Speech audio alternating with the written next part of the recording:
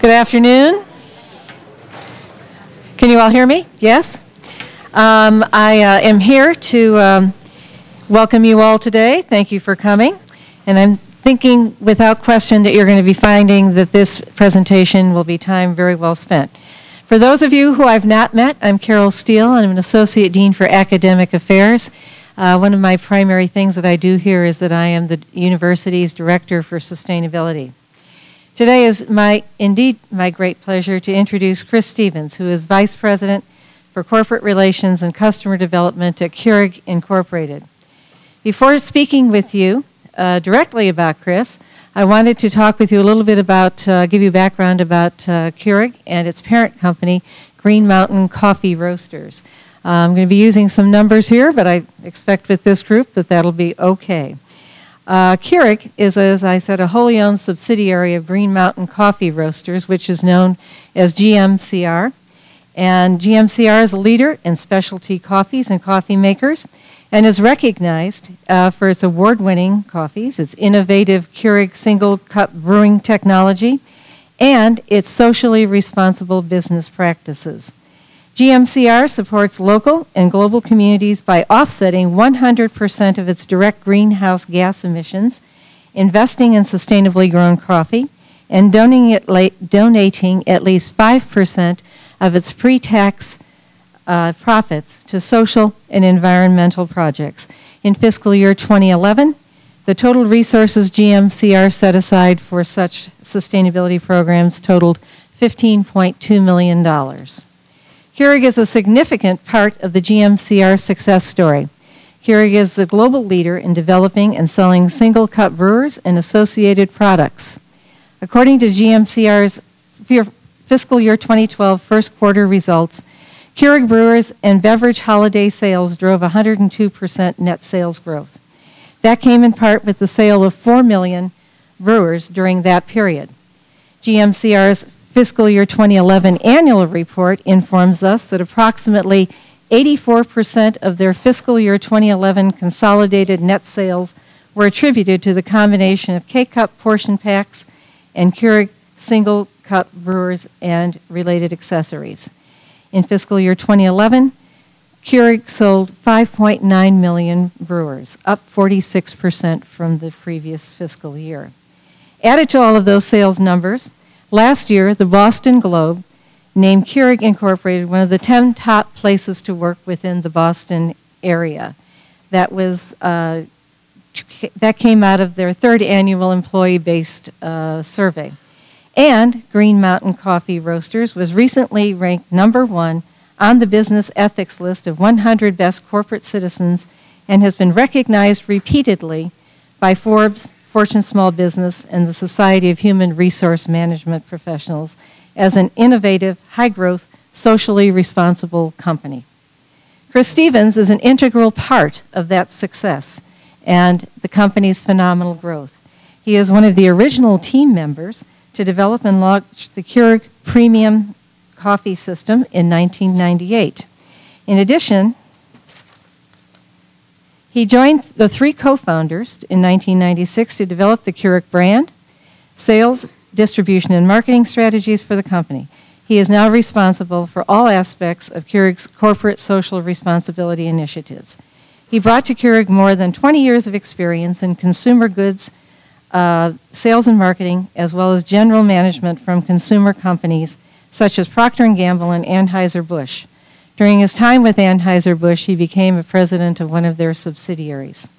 His previous business experience was diversified with a stint as the executive director of the Sports Museum of New England.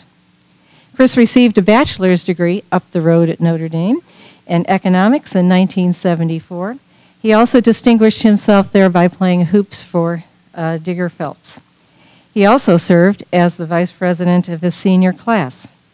He later completed the executive education program at Columbia University. Lest you think that he's all work and no play, in addition to his work at Keurig, he co-owns 3 commercial websites, a real estate company based in Washington, D.C., and is an investor in a production company in Hollywood. He is the executive producer of a soon-to-be-released film, 3 Days, and also serves as a part-time actor and voiceover specialist. He is currently the lead investor of his newest venture, something that would be of interest to all of you, called Snow or Sand, which is a website that offers foreign travel solutions to college students. He has worked for 10 years as a play-by-play broadcaster for the Wellesley Cable Channel, covering local football, basketball, and soccer. Chris is the father of 5 and lives in the Boston area, where Keurig still maintains its corporate headquarters. He is on the National Board of ALS, better known as the Lou Gehrig's disease, and is involved in several other charitable and educational initiatives. He is an ardent supporter of research to fight both ALS and cancer and Huntington's disease. He recently wrote a book titled Fighting to Give, which chronicles his Notre Dame classmate Jimmy Culbyhouse's battle with Lou Gehrig syndrome. 100% of the sales of these books are being donated to ALS research. Without further ado, let you have Chris come up here, and please give him a very warm DePauw welcome. Thank you. Thank you, dear. Wow.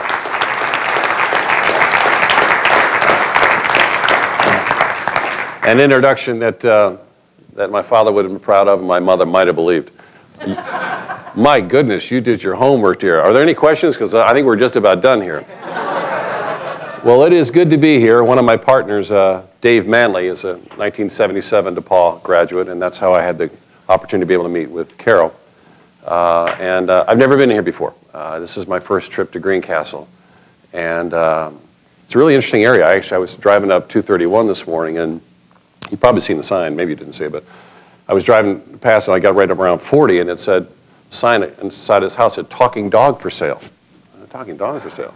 So I pulled over, and I said, excuse me. I knocked on the door, and the guy answered the door, and I said, you got a talking dog? He said, yeah, I do. Where is he? Oh, he's out back. So I walked around back. Now, this is the southern part of Greencastle area. So I walked around back, and there was this dog sitting there in the dirt. And I looked at him, I said, you can talk? He said, well, yes, I can. I said, that's amazing. Can you tell me about that? He said, well, actually, I learned how to talk at a very young age. And so did my master. And so they got me into the CIA, and I was flown around the world, and I rooted out a bunch of spies. They gave me a bunch of medals, and then I got tired of traveling, so I joined up with TSA, a security agency, and I spent some time in airports and found some terrorists and stuff, and they awarded me a bunch of awards there, and I decided just to settle down and have a few puppies and relax. I go, that's amazing. So I went around front of the guy and said, that's an incredible dog. How much are you selling it for? He said, $10. I said, $10? Why would you sell a dog like that so cheaply? He said, because he's a liar. He didn't do none of that stuff. So right here in Indiana. So put your seat belts and your tray tables in their upright and rock position. We are going to move kind of quickly here. There's 2 things I want to do. Management fellows, raise your hand. Environmental fellows, raise your hand. All right. So we're going to cover a couple of different subjects here. I want to talk a bit about our company, Green Mountain Coffee Roasters and Keurig, and what we do. It's been great. 16 years ago yesterday, 4 of us had a dream. And our dream was to change the coffee world one perfect cup at a time. It was one of those things that Starbucks was starting to explode and stuff, and office coffee was being given away for free, but people were leaving the office and going downstairs 9 flights to the Starbucks or across the street to the Dunkin' Donuts and getting the coffee and paying $1.50 for it. And why? Because they couldn't get a decent cup of coffee in the office. There was only 1 pot there. Who knows how long it's been there? Someone's got to make a pot. It wasn't fresh. So we thought, hey, if we can brew it a pot at a time, maybe we can offer some benefits people will enjoy. So that was 16 years ago. 14 years ago, we launched it, and as Carol mentioned, it's been a pretty good ride. In the last 12 months, we've done sales of $3.2 billion, up 95% versus prior year, and earnings of $301 million, up 151%. But what's really cool about our company is that enables us. It enables us to do more good in the world. Because for the past 30 years since Green Mountain started, we've been all about giving back. We give at least 5% of all of our proceeds towards corporate social responsibility initiatives, the poor, hunger, supply chain communities. We uncovered a phenomenon called Los Meses Flacos in the Central American countries, where when you get done growing the coffee beans, families can't feed their families. They don't have enough money to feed their families. So we've gone down there and helped them with farming and doing some different things, giving them new skills to try to be able to feed their families. So with that, I'm going to give you a kind of a race through and kind of our sustainability objectives and stuff. So this is kind of the background, and tell you a bit about how we arrive at how we support some things. So you as business people, or as teachers or professors or whatever, when you go out in the world, I want to talk to you about a structure that we use for developing corporate social responsibility you might find helpful. So this is just kind of some of the highlights here. I mentioned about the last 12 months, about $3 billion or so. Keurig is now not just the #1 single cup brewer. 62% of all the dollars spent on coffee brewers during the holiday season were on Keurig brewers. #2 used to be Mr. Coffee, and #3 used to be Cuisinart. Now you can actually, if you go to Target or Walmart, you can get a Mr. Coffee branded K-Cup brewer. And if you go to Bloomie's or one of those nice upscale stores, Williams-Sonoma, for $249.95, you can get a Breville brewer that makes K-Cups, and you can get a Cuisinart brewer. So we've actually brought them in under the tent. So I think it's like 70% of all the brewers that were sold were Keurig technology brewers during the holiday season. Just a little bit about specialty coffee in terms of Green Mountain, founded 30 years ago. We are now the #1 purchaser of fair trade coffees in the world. Anybody know what fair trade is? Raise your hand. Who wants to explain to the rest of the group real quick? Stand up and tell us. Quick, quick, quick. Who's going to explain what fair trade coffee is? 5, 4. I pick after I get down to 2. Sir, ready? Fair trade coffees. Stand to be recognized. Fair trade is a way of buying coffee that comes from a source where you're not exploiting the people who are making it, and so it's a fair trade and it's not pure business making it also ethical. Yep. So we pay a premium for those coffees, and so just make sure that you don't raise your hand unless you really know the answer. Now, we pay a premium so that we make sure that the farmers have enough money to be able to sustain themselves. We're really proud of that. Then on the Keurig side, I just mentioned our scrapbook. One of the most recent things you may have seen is that in addition to, we ended up buying all the roasting partners. We initially were independent. Green Mountain purchased us in 2006. We had done with all independent roasters, Green Mountain, Tully's, Caribou, Timothy's, Vanute Coffees. And then Green Mountain purchased us. We had to sell it. We were venture capital backed. One of our VCs, Lee VCs, had bankruptcy issues, and so we had to market the company. Otherwise, we would have stayed independent. Green Mountain bought us. They paid 160 times earnings, and people thought they were nuts. And it ended up being maybe one of the best purchases that they've ever made. When they bought us 6 years ago, they were doing about $175 million in sales. You see the numbers now. So it's been a great ride. Now, we've ended up buying all the roasters, Timothy's, Tully's, Vanute, et cetera. But then, as we have some patents that are expiring at the end of this year, we want to make sure we offered a wider variety. So we bought Dunkin' Donuts and Starbucks. We have licensing arrangements with them where you now can get Dunkin' Donuts in a franchisee location. You can get your K-Cups there. Let's see also, what else we got here? Okay, so this is just kind of a business model. And this is kind of a complicated eyesore chart, which I'm going to give you all a copy of this presentation. But this just kind of takes you through what we do and how we do it. And the fact that, you know, we've got resources, we're concerned about activities. I mentioned in addition to giving, 5% of all of our proceeds towards corporate social responsibility initiatives, we give our employees 52 hours a year paid time off to volunteer in the community. We ship about $60,000 a month of free coffees and brewers overseas to our troops in Afghanistan to support them over there. And we do a lot of things in the community. We have what we call community grants, where in Boston we have $380,000 to support women's shelters, food banks, and things of that nature on a local basis. So this is just kind of a thing in terms of us driving towards the final, basically, triple bottom line. I didn't build this slide very well. Actually, I thought I was going to have more time, which I'm not, because I do want to do a second thing here. We have 6 different areas of what we call brewing a better world. And those areas include creating a great place to work, working together for a change, building demand for sustainable products, protecting the environment, supporting local communities, and partnering with supply chain communities. Now, how many people view Green Mountain Coffee Roasters as a socially responsible company? Raise your hand. Okay. How many view the Keurig brand as an environmentally, socially responsible brand? Raise your hand. Not too many. Why? Because of the K-Cup, right? It's plastic. We're adding to the waste stream. Well, there's all kinds of benefits. How many view Stonyfield Yogurt Farm, Stonyfield Farm Yogurt as a socially responsible, environmentally conscious company? Raise your hand. Okay, those of you who know it from the East. We've been working, it's our top priority to come up with a photobiodegradable or recyclable K-Cup. We actually just announced we'll be launching this quarter a new brewing platform, single cup, where you'll see some major enhancements to what we are dealing with here. And we're also now working with materials in terms of K-cup packaging that will be socially or environmentally more friendly. When we started this 16 years ago, that's a salad dressing cup. We've modified it some. We built this business on a salad dressing cup, single-serve salad dressing. It was the only thing that could stand up to 195 degrees temperature, where we could have a laminate on it so we could create an oxygen barrier environment, because coffee stales as soon as you open it, where it also could be pressurized brew. We brewed about 3.5 pounds of pressure. There's no other material on the planet that we know of that can do those kind of capabilities where we can heat seal a filter and really literally brew a pot of coffee 1 cup at a time. So that's kind of a top priority for us. And when we develop that breakthrough, it's not just a game changer for Keurig, it's a game changer for the packaging goods industry. 2-3 years ago, a Super Bowl ad for Tostitos, anybody remember it?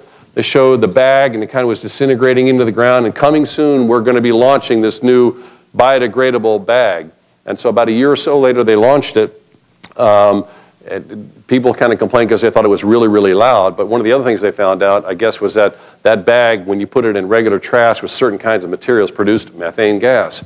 So sometimes you can have unintended consequences, and I think they're still struggling with that solution as many people are, okay?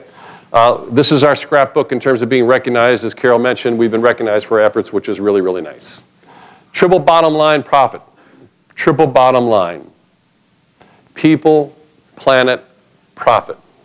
I read on a super salad bar once when I became president of the Bud Distributorship, something I thought was pretty amazing. This was 30 years ago. And I sat down to have lunch, and it was one of these places that had a chalkboard where they would put up a different quote every day. I said, a great manager doesn't build the business. A great manager builds an organization, for it is the organization that builds the business. We take a lot of pride in making sure that we empower our people, whether it's training programs, volunteerism, things that allow them to become the best that they can be. Our turnover rate is very, very low. We have on Keurig.com right now about 80 job openings. We're growing at a rocket ship pace. If you go to Green Mountain, GMCR.com, there's over 1,000 job openings. So where jobs are #1 in America right now, we're happy to be a part of that. But when you get people in, you've got to give them the energy and the opportunity to be able to succeed. So we're all about the triple bottom line. So this was adopted in 2005. It was actually rooted in the United Nations Millennium Development Goals. And our 2 focus areas are really social and environmental. We offset 100% of our carbon footprint. This is an eye chart, and again, you can see this later if you get a copy of the presentation. But we just try to break out in terms of what are the things that we're doing in each of the 6 areas, what is the description of it, and then what are the specific programs that we have that try to address that. We're rigid on 5-year plans, 10-year plans. When you're growing like we're growing, we just got done with a strategic plan. So at Keurig, we had, at this time last year, about 250 employees. We now have about 400 employees. 3 years from now, we're going to have 1,200 employees. That's just for the Keurig business unit. So you have to have facilities planning. You have to have all kinds of things in place. People, you've got to have places to put people, and you have to have the right structure, the right IT support, the right programs to be able to support your growth. So when you think about Google and some of the other major success stories, Netflix, that explode, you have to be ready when your ship comes in. So for any of you that want to get into business and starting up your own business as an entrepreneur, you really got to be focused on long-term planning. I'm going to talk a bit more about that in a second. So some things we do, the Green Mountain brand, we have brand equity pillars, high quality, corporate social responsibility, we're accessible, we have relationships, and we're all about the environment, clean, fresh, natural. And out of that comes reflection, transformation, and perspective. So that leads to looking at our supply chain, volunteerism, responsible use, and energy. And so then we take a look at things that we can support that are consistent with our brand image. There's a lot of greenwashing going on. We try to develop programs that are really consistent with the heritage of our brands. So this is just ways that we activate and engage. We do get engaged in programs that support volunteerism. We do all kinds of water cleanups and stuff like that, river cleanups. The Ashoka Changemakers, which are entrepreneurs that are involved in social entrepreneurship, things like that. So Tully's Coffees is a brand we bought in the Northwest. Anybody here from the Northwest? All right, you probably know about the Tully's brand. It's actually viewed more favorably consumer-wise in many instances than Starbucks is. But they're about high quality kind of artisanship. Their personality is more about authenticity, big on community. So they take a look at they're really about Pacific Northwest coffee house authenticity, which drives discovery, expertise, and sharing. They want to be involved in supporting local communities. So they want to get involved in economic opportunity, local food systems, affordable housing, natural environment. So if you really take a look at what your brand is and you do your research to find out who you are, you can develop then a pillar to support for your brand right from the get-go that makes sense. And these are different ways that they activate and engage. Police department, schools, they got a program called Pomegranate, which goes in and rebuilds neighborhoods and stuff in the Seattle area. And then the Keurig brand, high quality, choice, innovation, convenience. Now, we were venture capital backed. We did not have a corporate social responsibility pillar. We were 7 days a week. You know, the partners, we sold our houses, traded down. We were heck bent on growth and maximizing the investment so that we could take this thing and make a hit on it. Many of us had run big companies, and we were trying to create something special. So to be able to create a socially responsible pillar when it's not part of your DNA has been a challenge for us. So we've taken a look at things like sustainable design, education, stepping up at times of need, and helping families in times of need. Those are things that resonate with our consumer. Our consumer is 35 to 54 years old. She earns about $90,000 a year. She's educated. She is the sandwich generation. She's taking care of her Alzheimer's mom. She's also taking care of 2 or 3 kids. She may be also working as a single mom. She's totally stressed, but she needs things and she needs products that can really make her life a little bit easier, and Keurig fits into that. And what she cares about mostly, we're finding out, and we're in the middle right now working with a consultant to really nail this down to support a program going through. You think about the Avon breast cancer walk. We want to be something that you immediately associate with a wonderful cause when you think about our brand. She cares about families that are falling through the cracks. She cares about the fact that 44 million people were below the poverty line a year ago, and now it's up to 49 million. And we think that maybe even that's conservative. So we're looking at different programs that empower women, that help women get their jobs or second jobs, like the Women's Business Development Center in Chicago, things like that. So kind of unpacking the Keurig thing is that it's the way that we brew the coffee you love, the potential reasons to believe in sustainable design, and these different things, and the ways that we can activate and engage here. So we're big on Ronald McDonald's houses. Almost every Ronald McDonald's house has free coffee and brewers. There's hundreds of them around North America. Again, trying to be there in times of need. Disaster relief, when things happen, we're working with a water company that for the volunteers and the victims that we can be there with free coffee and stuff. So again, from a Green Mountain standpoint, as you develop brands, each brand has its own personality. Each brand has its own consumer base. Each brand has its own needs, and so we try to be able to do that. Questions or discussions relative to our environmental or social programs? Anybody? I'm not that good.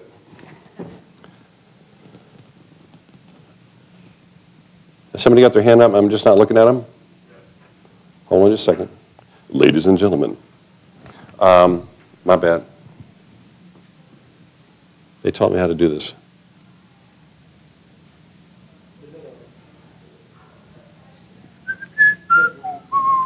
I got it. Good to go. Good to go. You're going to like the way I look, I guarantee you. Yes? Sorry? Yes? I was wondering if other companies that you look up to aspire to kind of match their social environment. Trey, good question. How'd your interview go? Good? Did it go well? I haven't. Oh, okay, sorry. So, Patagonia. You view them as being a socially responsible company?